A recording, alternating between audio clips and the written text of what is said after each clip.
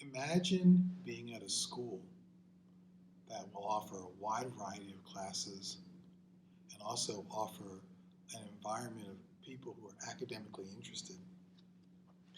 That's the baseline to going to private schools.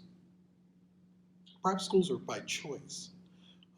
Public school, everyone has an opportunity to attend a school in their neighborhood.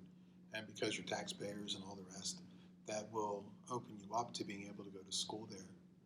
Private schools, families choose to make that decision. Some schools have testing, some schools will do interviews and applications. Depending on what they choose, these are schools where you'll have to do some work to get into or get accepted and enroll into these schools. The other part that goes along with that is then private schools meet that expectation. Academics are much more rigorous. Because they're typically college prep schools, that's the focus. They want your child to be prepared through curriculum, classes that they're taking.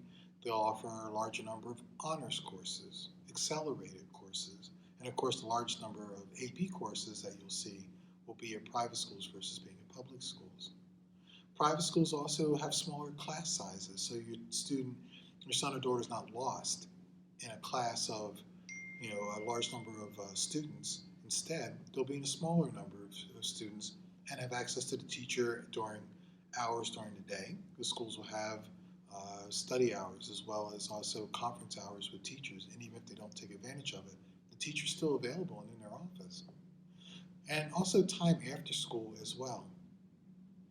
Also with private schools, athletics may not have as many competitive kids or competition to get onto teams. Even more, teams are coached typically by teachers, yet again strengthening the bonds between the student and the teacher. Private schools also look for outside opportunities to benefit students. Speakers come to the school.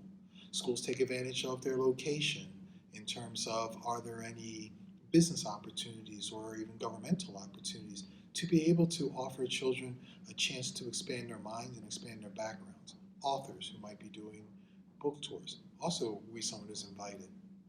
Private schools also have some pretty impressive lists of alumni, and as far as speakers go, they also come back and speak to students as well. As far as course offerings, if your son and daughter enter high school, like a private school in 9th grade, having already taken Algebra 2, a private school will be able to work with them on being a freshman taking pre-calculus, and still 4 years later in a higher level of mathematics, which is going to help them move forward instead of saying, well, you're a freshman, you have to start in Algebra 1.